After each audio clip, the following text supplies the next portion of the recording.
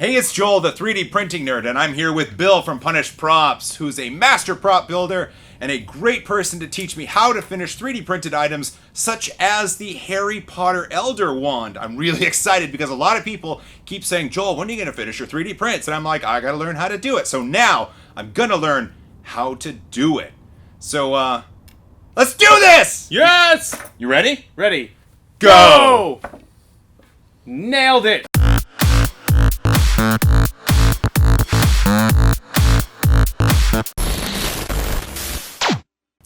Welcome back. Well, I am always going to defer to the person that knows more about what they're doing than I do. And in this case, it's Bill. So, Bill, please take it away and show us how to finish a 3D printed item. I will do that. Yes. And I was actually stoked when I saw you do the video on these wands, because I figured that would be a perfect example on the way I like to finish 3D printed parts.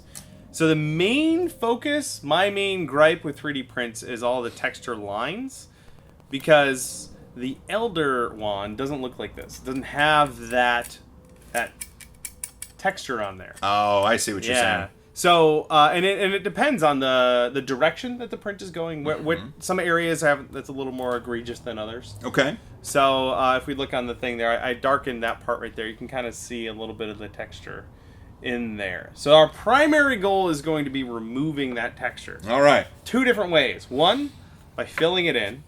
Two, by sanding it away. The combination of the two, and we will get the surface nice and smooth to where we want it before we'll paint it. Excellent. So to get started, generally it's a lot of sanding. I've heard. Yes, I've joked that prop making is like 90% sanding. Yeah. So I have lots of sanding tools. You've joked. I joked, yes. Yeah. But it's true. But also I have some other methods for filling that texture in. So for some of this deeper parts here, yeah, like this deeper part right there, I've got an air drying putty. Home Depot has it, or hardware stores. It's just a thick putty. It's good for scratches and gouges or textures up to about 1/16 of an inch thick. So you're not gonna like repair your car door with this. No. Perfect for this stuff right here.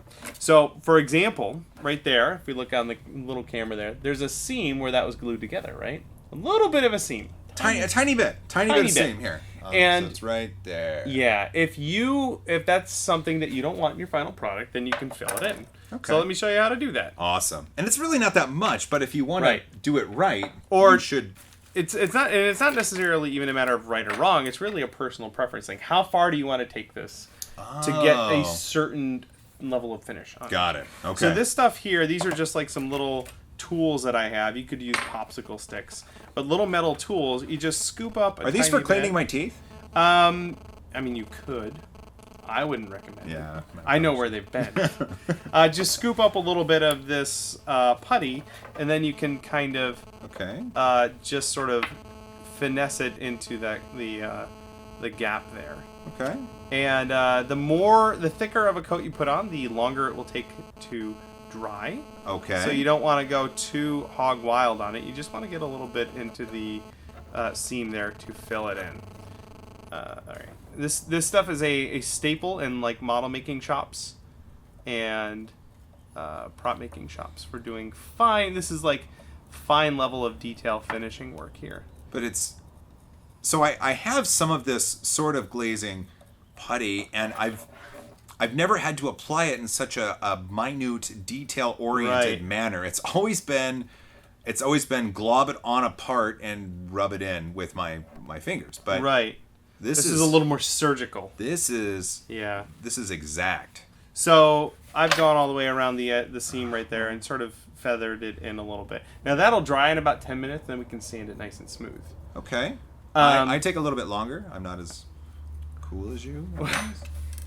There's this part I was showing off earlier has quite a bit of texture on it, so I can go in and do that. Actually, why don't I talk a little bit while you're doing that? Why don't I talk about Mr. Handy right here? Ooh, talk about Mr. Handy. So this is a model that I built. Now this was originally 3D printed, but I molded and cast it. So these are silicone molds that I made. Okay. And these are the cast plastic pieces out of them. This is a urethane casting part. A lot of the parts here, once it came out of the 3D prints, were sanded nice and smooth. But anywhere that was a little bit too much, I used this putty to really clean it up, to fill in bigger, more atrocious looking gaps. In fact, there's a full video on my YouTube channel. You have a YouTube channel? I do have a YouTube channel. I have a full video on how I made Mr. Handy there. So if people want to see how that guy got done, they ought to go check it out. I will either put a link in the description, or there should be a little eye popping up right over there. Good. That should link right to the video. Yeah. So this is the first thing you can do to remove anything I would consider a really big, egregious gap or whatever. Big texture. How was that? Very good. Very cool. Now you can put it on pretty heavy. It just takes a lot longer to dry. So I prefer to go with thinner layers. Then the other thing you can do to get it ready for paint is really just a lot of sanding. And I have like all the sanding tools under the sun. So sandpaper. Okay. I like to start at a 220 grit sandpaper. And that's 220 there? That's 220. Okay. From the hardware store. This is a nail file. That is a nail file. And nail files like this are roughly 200 grit. But I just like the form factor. Okay. And then I bought a bunch of these. These are sanding twigs. They're essentially these things, but they're cut into little thin strips. Like so. Right there. Oh. Yeah. Little reinforced with some plastic or something. These are really, really handy for getting into like little details and everything. Okay. Yeah. So that's what I do. I just go over the surface and I sand it until I... Got a paper towel. I'm gonna... There you go. There we go. I just go over the surface with the sandpaper until I'm happy with the level of texture that I've removed. All right. So for this guy here... So we're still waiting for this to dry, right? Yeah, but while that's happening, we can go in and do some sanding work. Ah, okay. This is most of the work. Just doing lots of the sanding. But what's cool is we'll do another layer of filling after we've done this. But this is just kind of like the first pass at it. Oh, okay. To get it to the next stage. After this, we'll use some of this filler primer, which is like a high build automotive spray paint. And that'll fill in even more of the little gaps and everything. Oh. But this'll help us get there faster if we give it one quick pass on the sandpaper. I see. So, so as far as the material's concerned, these wands were printed on the Zortrax M200 using Z-Ultrat filament and sliced in the Zortrax software. How is it sanding as far as the filament? it seems like it's pretty good. I've only really had experience using PLA on my Dremel printer. Okay. And I feel like that stuff works pretty good. That was this guy right here. This part was printed on that. Oh. And I did the filler primer. I sanded it. I had to use filler primer. And then the red is this other just normal primer that has my brother's name on it because I stole it from him apparently. Apparently. And then I wet sanded this to about a 600 grit before mold making. Ah, okay. So that's why it's all these different colors or different layers of paint. And I use the different colors so that I can see different surface features and I can tell where some areas may need a little more work. Okay. But this is like a fanatical level of finishing work. We won't be doing that on these, but just if I'm going to go through the expense and time of making a mold, I'll take it to that level or higher. That's a good idea. Yep. So for about the next, 20 minutes, we're going to be sanding these. Oh, I can already feel it's a lot smoother to the touch in the areas where I have sanded. This material is taking the sandpaper pretty well. What you need to decide right now is how much footage of yourself sanding you really need to keep. Maybe 30 seconds. Yeah, just about 30 seconds. So we can probably get these guys sanded and then cut to the next step. Okay. All right. Let's do that. So it's going to be another few minutes of us sanding, but for you guys... It should be right away. All right. There should be a cut soon, and then we'll resume with normal programming. Very cool. So we've been sanding a while. We have been sanding quite a while. A little while here. Not too bad. The filler putty that we put in there is now starting to dry. And we can just sand that down flush. Let me show mine. Look at that. Looks good. Right. We can sand it down flush, and that'll help remove some of those deeper surface areas there. That's right. And then you can repeat that too. If there's still some texture left, you can repeat that again to get it to the finish that you want. Okay. Yeah. So I'm pretty This happy turned out with good. that If here. you, I'll put it up on the camera. Yeah. If you look, that filler went right into the crevices and sanded over the top. It looks good. Yeah. And look, the wand still works. Haha! I don't know the proper way to cast. I wouldn't point it at the camera though. I know. Might blow up. It's kind of cool. You can see the difference between the filler. It's a dark red, and then the yeah. Let's see. filament is the lighter. Yeah. Cool. So the next thing we want to do is spray paint this with a filler primer. Okay. So this stuff is generally used for automotive stuff. It's a high build spray paint. Meaning what? Meaning it leaves a lot of material down in all of any remaining crevices there, and you can coat the whole thing. It's not going to fill in these really, really deep things that we did. No. But it'll fill in whatever little imperfections we have left. Okay. So we're going to spray in a couple layers of this.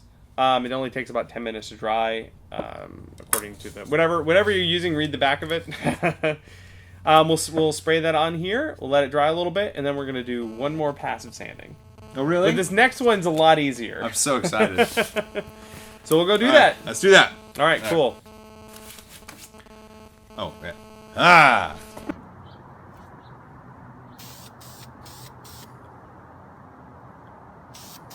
I got to mix it more. Gonna make sure that like all the good stuff's coming out. When's the last time you used this? This can? Yeah. It's a brand new can. Oh. So all of the accelerant and the actual paint separate.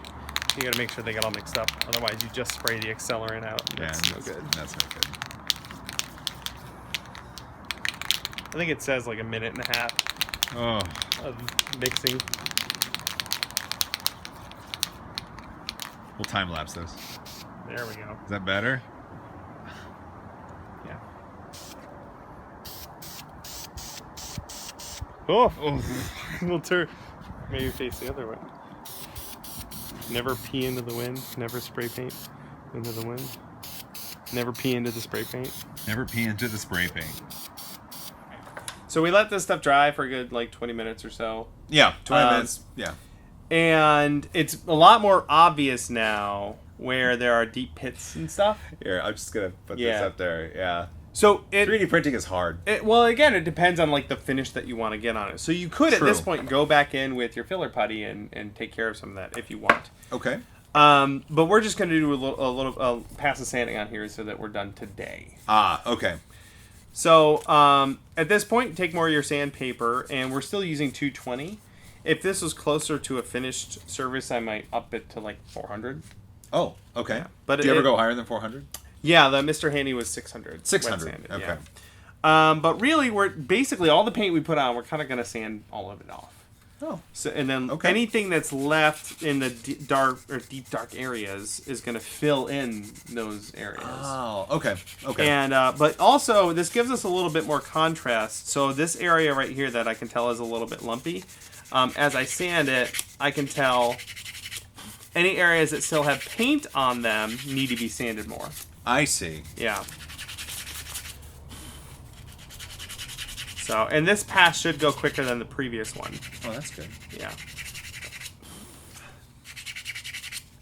So you see how, let's take an area like, that's pretty good. Let's go with that spot right there. This one right here. So Okay. show that to the camera. Okay. See so how it's that kind of spot. lumpy. It's a little All right, lumpy. give it a good sanding until all the paint's gone, basically. Oh, okay. And then show it off again. So you can kind of compare that to the previous one. You do a lot of sanding at your house. Lots don't of you? sanding.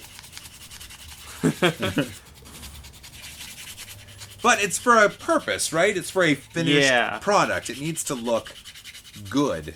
And Well, then that's the thing. A lot of times when people ask me to like look at their props and kind of critique it, a lot of times it really comes down to the texture. And if you're trying to replicate something and you want it to look like that thing, the texture can mean the difference between looking like that thing or looking like something that was kind of made to look like that thing. Oh. You know, like if you can hold a prop, your favorite prop from your favorite movie, and say, "Ooh, that's that thing. That's Luke Skywalker's lightsaber," as opposed to holding it and be like, "Oh, look, you made something that you tried to look like Luke Skywalker's lightsaber." Well, space metal in space guns is very smooth. It usually is. Everything in space is so smooth. like that? Yeah, no, so show the camera there. So See how there it's we really go. nice and smooth It's now. nice and smooth there now. So Oh, one good. of the benefits to using a primer is to, like, it showcases where the flaws are, and then you can take care of them. There's no hiding.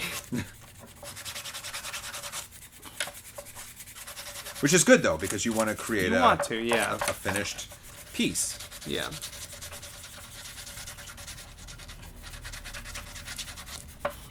Once we're done with this, though, we can go in and start adding some color. Ooh. That'll be a fun part. Yeah, that painting is the fun. But this is not as fun. But this helps the other parts look really good. I see.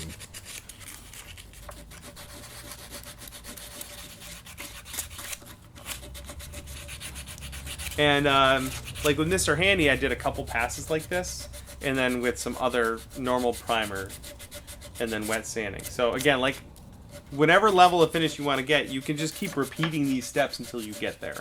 Oh. Yeah, until you're happy with it, or until you get really sick of sanding. Sometimes that comes before the other one, doesn't it? Yep. How long did Mr. Handy take? Overall, a couple of months, but I would only work on them like 1 or 2 days out of the week. Oh. Just it was a project to work on over time. Okay. I should have kept track of how many hours that was, but I did not. It's interesting because I like to print lots of things. Oh, yeah. And I rarely, if ever, finish anything at Yep. all.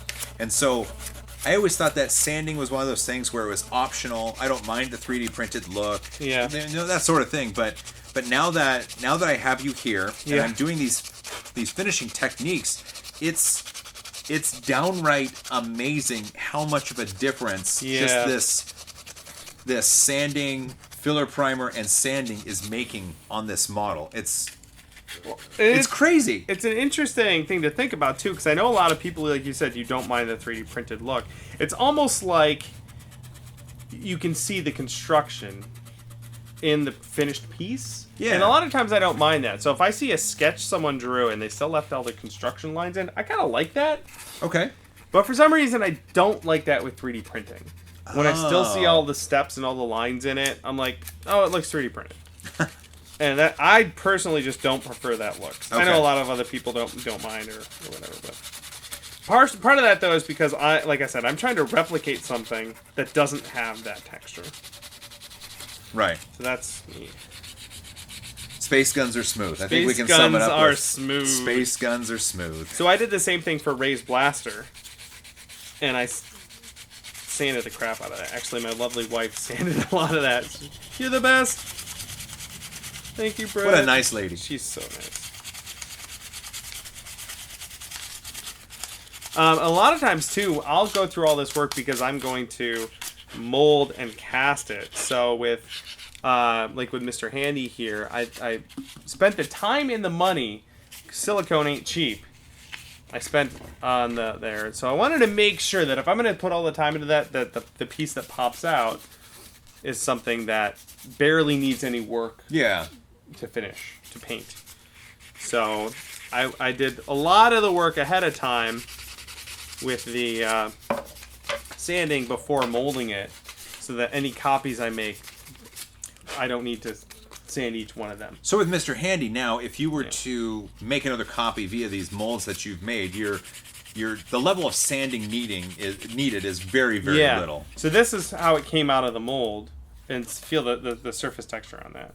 Oh, Yeah, that's- if you want to show him to the camera there. That's smooth. And there's zero indication that came out of a 3D printer. None. Right. There's no indication whatsoever. Exactly, and that was just lots of this, and then priming, and then more wet sanding at 600 grit to get it nice and smooth. And you can even go crazy higher than that. You can get it to a mirror finish if you want. Wow. Yeah. I'm not that picky. Usually. No. Have you ever? No, not really. I've never had a project that needed to be a mirror finish. Alright. I'm just coming up on getting this guy just about done. Because I'm getting sick of sanding. The other thing with sandpaper is it's cheap, so don't feel like you gotta make that one piece last forever. Oh, come on, everybody. I still remember as a kid, my dad would have these scraps of sandpaper left over that still had, you know, some sandy grit on it in certain spots, and it's like had to use it all. And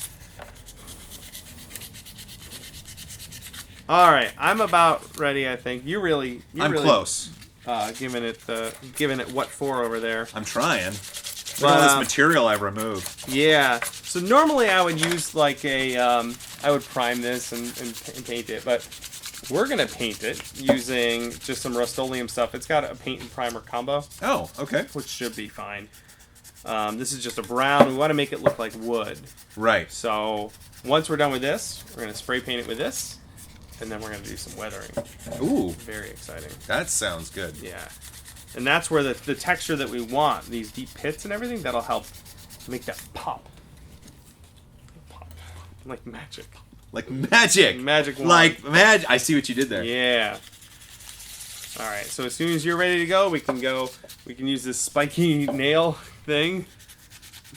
We can go paint that. All right. I'm literally ready right now. Cool, let's do that. How'd you get that on there? Is that? Oh, there we go. All right. Perfect.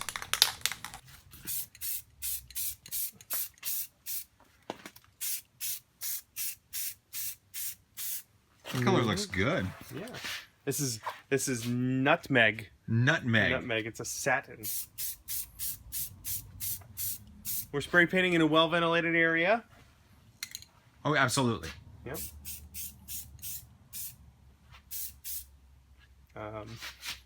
Flip that around. And do the other side.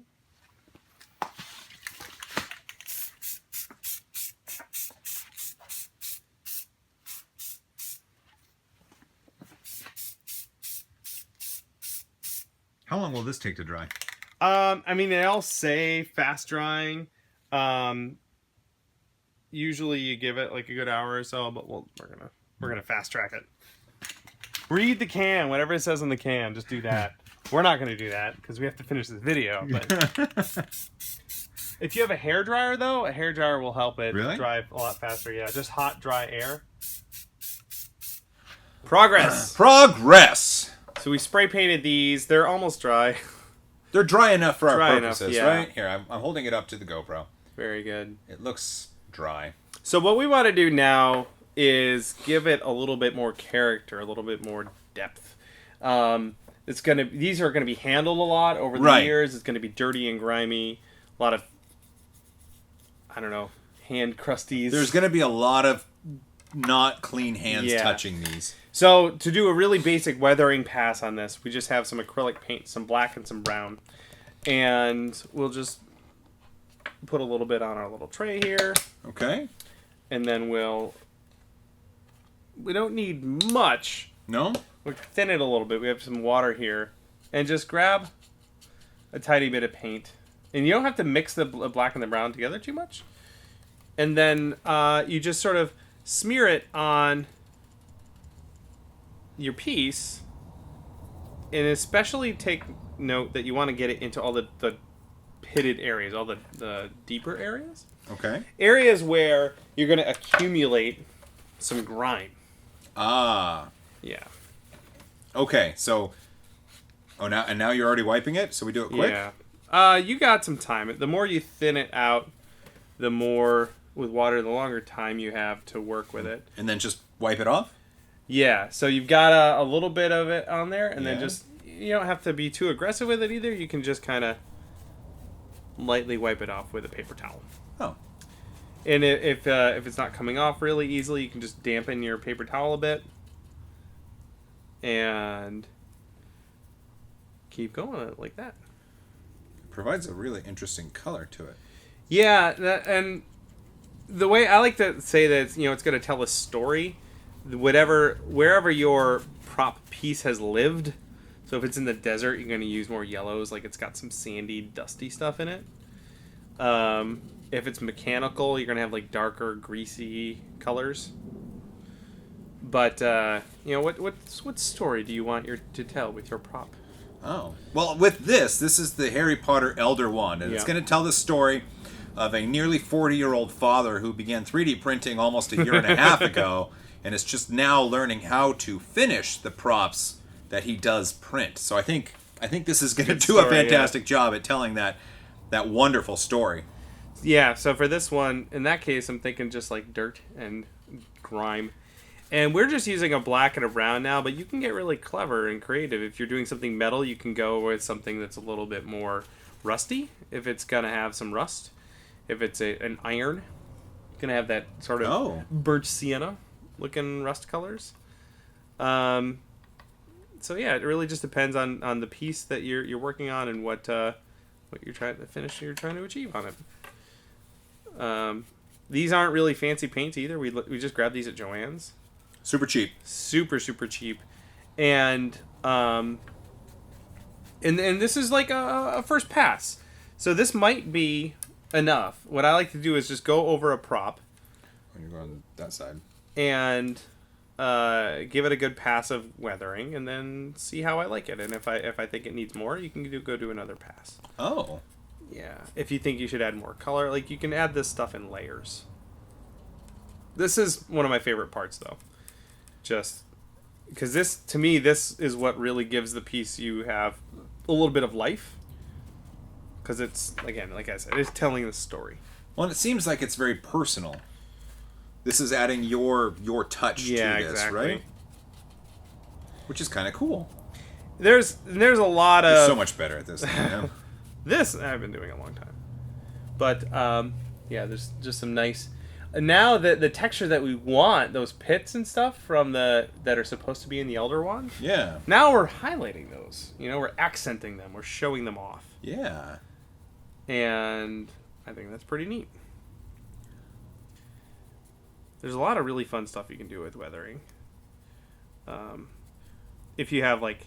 Actually, I have a Han Solo blaster video I did. I got a really cheap Han Solo blaster toy from Amazon. And I wanted it to look like it was metal, but that it had been painted black. But then some of that black paint chipped off. So I spray painted the whole gun a silver color. And then I put mustard, believe it or not. Regular yellow mustard. Yellow mustard. Huh. I just dabbed that in areas where I wanted it to look like the paint had chipped off, right on the silver finish. And then I spray painted it black. And then I let that dry. And then I wiped off the mustard with water. And the black paint came off, revealing the silver paint below. And that made it look like the black paint had chipped off and that there was metal showing beneath it. It worked? It worked! Oh, cool. And that was like a $15 Han Solo blaster. Wow. Yeah, I was able to make it look like real painted, chipped, and weathered metal. Well, isn't there, I don't want to call it a subculture, but isn't there a preponderance of people who just do repaints? Yeah, so that's really popular in the Nerf modding community. I've done some Nerf mods myself. Ooh. Yeah, I did a Stormtrooper repaint from a Nerf gun a while back. That was really fun. A lot of people like painting and modding their Nerf guns. I can totally get behind. That's kind of cool. Yeah. God, you're way faster at this, too. Actually, repainting stuff is a great way to get into the hobby, too. Oh. Because you can I'll go to Goodwill and buy Nerf guns for really cheap. And then you can not worry about breaking them or whatever, because they're probably already broken. Yeah. And then you can paint them to your heart's content and modify them and just kind of have fun with it. Yeah, look at that. It's looking pretty great. Is it? I don't know. I don't know if great is the good way to kind of express how mine's looking, but it's looking. Yeah. For a first attempt, right? yeah. This is my very first attempt. Yeah. This is the sort of thing I really hope that the folks watching at home give it a shot themselves. Because the materials are really cheap. I think what's interesting, especially about me, is I've conveyed through tons and tons of video evidence that my creative side is not where painting is. And if I'm able to paint this wand and weather it, thanks to what you're showing me, and produce a decent quality model, then I think anyone out there watching this should think, well, hey, if that guy Joel can do it, then I should have no issue. Yes. And that's Joel can do it, you can do it. If I can do it, then you really can do it. This is fun. This is one of my favorite parts. Is it your favorite because you're good at it? It's just really satisfying. Because you've done all this work. Like if you had gone and let's say I made this by hand with a Dremel, and I had hand ground all those little bits in there by hand. How terrible does that sound? That sounds horrible. I did that on my Draugr armor, my Skyrim Draugr armor. It's hammered metal, and I just took a Dremel and just went for hours at a time to get all that texture in there. And then when I did the weathering on it, it made all that work pop out. So it's a great way to, especially if you've done a lot of that really hard modeling work, it's the payoff. You know? I see. Yeah. Also, I'm glad you told me, and I'll tell everybody here at home, you don't need expensive brushes to do this. No, we bought the cheapest brushes at Joann's. This is not the cheapest paint, but it was like $6 a tube, and this will last you years. Especially if I'm just doing weathering with it.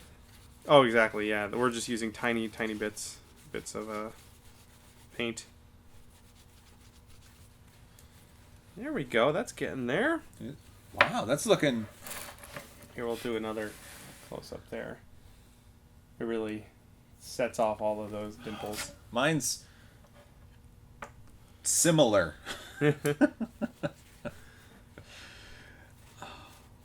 That's funny.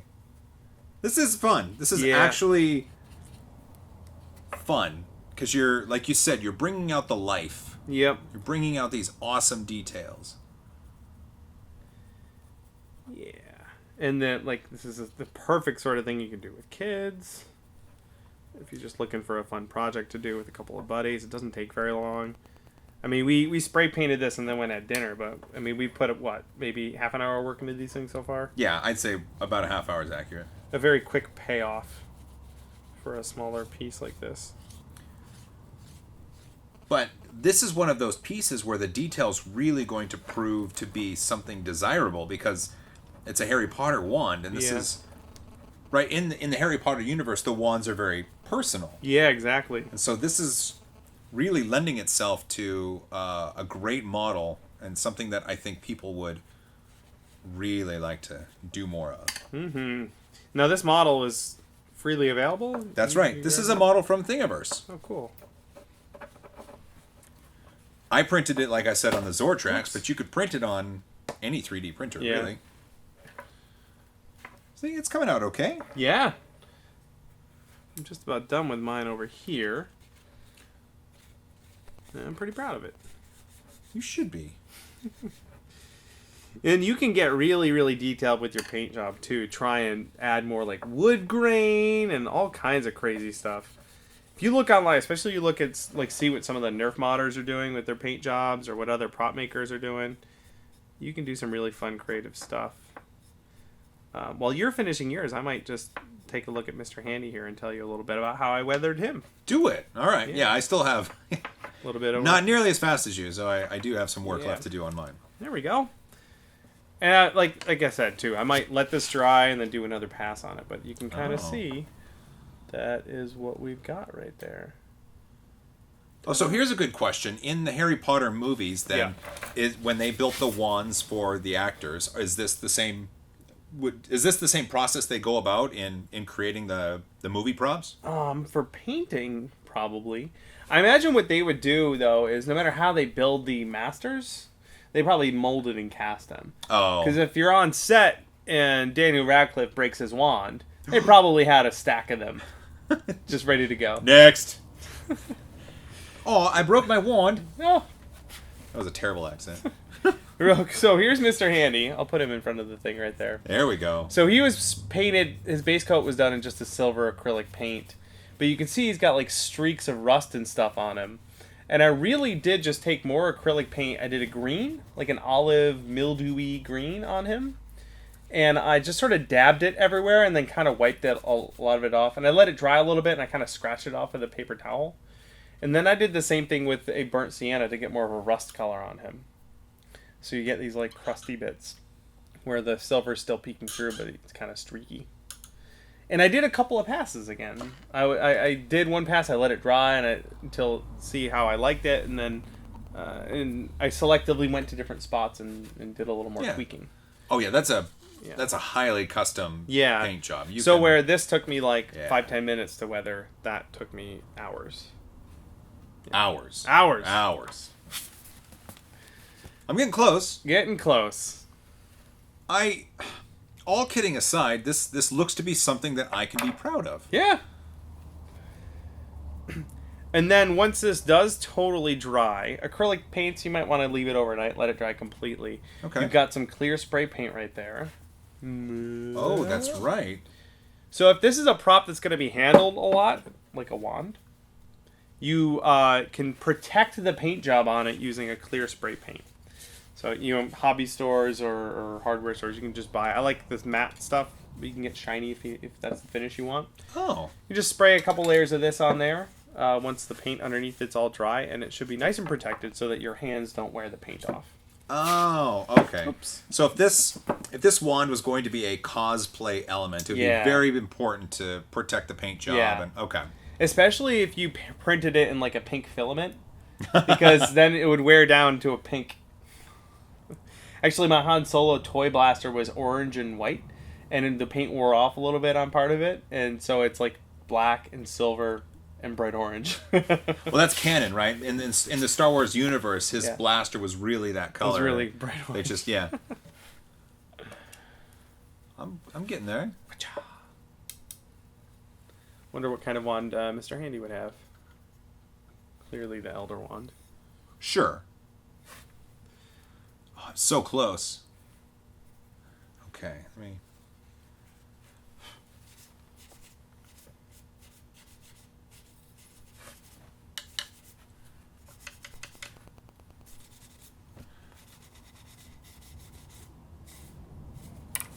Lovely. I think... There you go. There we go. Very nice. I got very minimal amounts of paint on myself. You should try harder then. I should. When I finished painting this guy, my hands were just completely covered. Oh, as they should be, right? And after I started down here, and I can tell that I sort of picked up the technique and started doing better as I was going up the model. And so there are places where I was like, oh, I could fill this in, or I could do this. And that's what that's what you're talking about on the second pass, right? Or third pass, or cool. Very good. And that's a quick little again, like half an hour or so of work, maybe a little more, to get a really nicely finished little prop piece. This is great. And techniques that you showed me here today can definitely be applied to other 3D printed, like space guns. Of course, smooth, shiny space guns. Smooth and shiny space guns. Bill, I want to thank you so very much, because not only has the audience been asking, when are you going to finish prints, I myself have been wondering, when am I going to finish prints? And this is, it was easier than I thought it was going to be. It was a lot easier, because paints and brushes and all that stuff was very confusing to me at first, but you took me to Joann Fabrics, and we picked out cheap brushes and some basics paint, and then we just kind of smooshed it on. Yep. Yeah, not that intimidating. Oh, so cool. All right, well, I think we're going to give it... what are we going to do? We're going to give it an end? Yes. Okay, we're going to call it good on this video. I want to thank Bill very, very much. Please go look at Punished Props. You can pick the eye over there, and it'll take you right to his channel. Bill's channel is full of knowledge about all sorts of wonderful prop making, and he has 2 very awesome books available about how you can create prop armor and prop guns using foam. Yes, like this right here. Ha-ha! These This is a floor mat. foam floor mats can be turned into prop weapons and prop armor using techniques that Bill shows you in his books. And obviously links will be down in the description on how you can get to all of that. But for now, give this a thumbs up if you appreciate finally being able to see me finish a 3D printed model. Leave a comment down below if you have a question about anything you've seen in this video at all. Please subscribe to my channel and Bill's channel if you're not already subscribed to our channels. Throw me $1 via Patreon if you're so inclined. It helps financially support the channel. It could buy more paints. It could buy more filaments. It could buy Cheetos when I get hungry, but I probably wouldn't buy Cheetos. Don't worry, I'm not going to buy Cheetos. Let's see. Don't forget, I will never ever charge for this channel. You don't ever have to give me any money. I'm always going to do it for free. All I ever ask every once in a while is for a social high five. And speaking of high fives, as always, high five. High five. He's Joel telling and he's printing 3D like some Pokemon, a gun from Destiny. And when you call him a nerd, he'll stand up proudly, cause he's packing some heat from his YouTube family. He can review printers till he falls to the floor, then he'll give them away like Oprah in 04. There's the Wombat, Lulzbot, G-Max XT, then a break for Red Bull and Locos Taco Crispy. Printed koozie in his hand for his drink. He sets up his GoPro and prints out a bender bang. So send him $1 to put in his head, or a self-addressed envelope for a sticker instead. There's a Nerd Vlogs, unboxings, and Q's and A's, and he'll open your mail every single Friday. And of course you can't forget that pancake bot and filaments, Bonacles, and Joel's cute little tots. And they printed this printer at Holodeck Studio like Lando Calrissian freeze-dried Han Solo. So show your support on Patreon or subscribe, and as always, high five.